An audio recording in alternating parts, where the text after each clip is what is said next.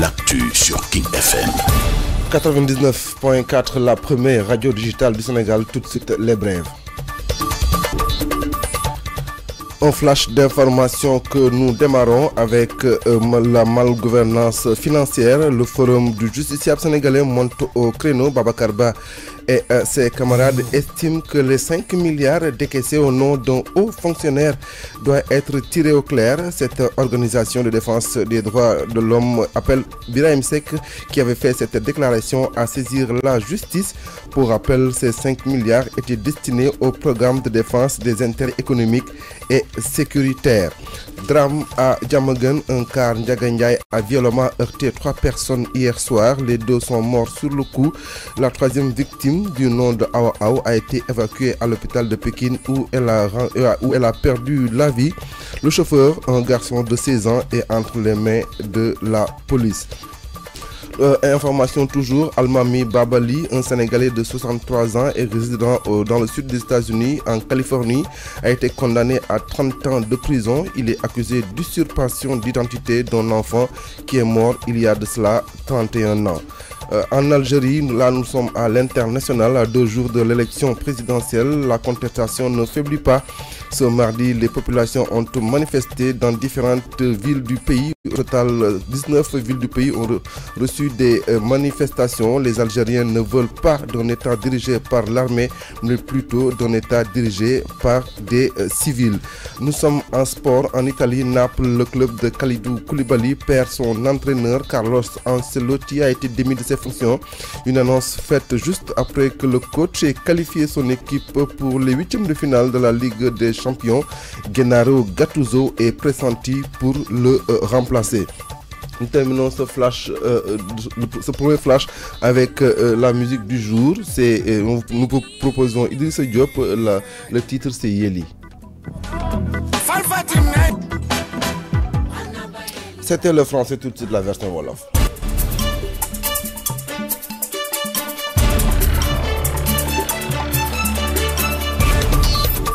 yéen a ngi déglu King FM ci 99.4.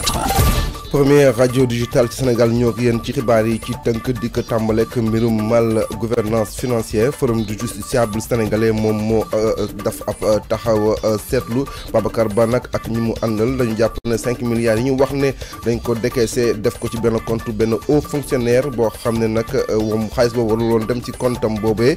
War nañ ko tirer au clair, war na leer maanaam organisation de défense des droits de l'homme boobee sax ne Birahim Seck bi nga xam ne moom moo annoncé woon loolu war na saisir la justice. Ci fàttali nag 5 milliards yooyu nag mu ngi jëmoon ci li ñuy wax programme de défense des intérêts économiques et sécuritaires. ñu wax ci jëyee ji am fële ca Diamaguène dem si guddi ab kaar Ndiaga Ndiaye moo daal di mbëkk ñetti nit ci guddi googu. ñaar ñi nag dañoo faatu ci bi ñu leen mbëkkee noonu sax. ñetteelu victime bi nag ñu koy wooyee Awa Aw, moom nag si hôpital bu Pikine la mujjee faatu. Chauffeur bi muy ab xale lu góor bu am fukki at ak juróom-benn fi mu toll nii nag mu ngi ci loxoy police bi nga xam ne moo nekk foofee ca Pikine. ñu woy ba tey ci information yi wax ci ki nga xam ne mooy Almami Babali di ab sénégalais am juróom-benn fukki at ak ñett nekk fële ca États-Unis nag foofu ñuy wax sud de la Californie. Moom nag tribunal bi daf ko condamné à 30 ans de prison. ñu ngi koy toppee li ñuy wax usurpation d'identité d'un enfant, maanaam dafa jël identité xale boo xam ne dafa faatu boobu ak léegi am na fanweeri at ak benn. ñu wax ba tey jëm ci international fële ci Algérie. ñaari fan rek des ñu yegg ci élection présidentielle yi. Contestation bi nag teewul askan wi di génn ci tali bi di manifester. population yi nag ñoom li ñu bëgg mooy na militaires yi sori nguur ga. ñoom fi mu toll nii nag li leen gën a yitteel mooy Algérie am président bu yees, waaye nag mu nekk président boo xam ne du nekkul militaire, day nekk président boo xam ne ab civil la bàyyeekoo ci classe politique bi.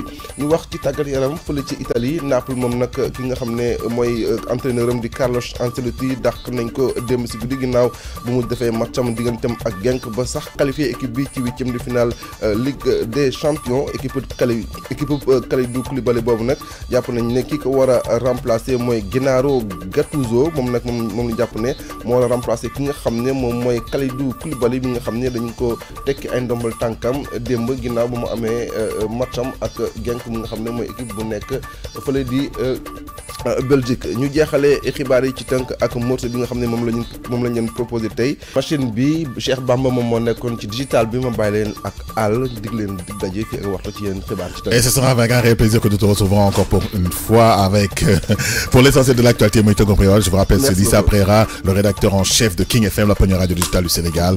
Mesdames et messieurs, c'était les informations sur King FM.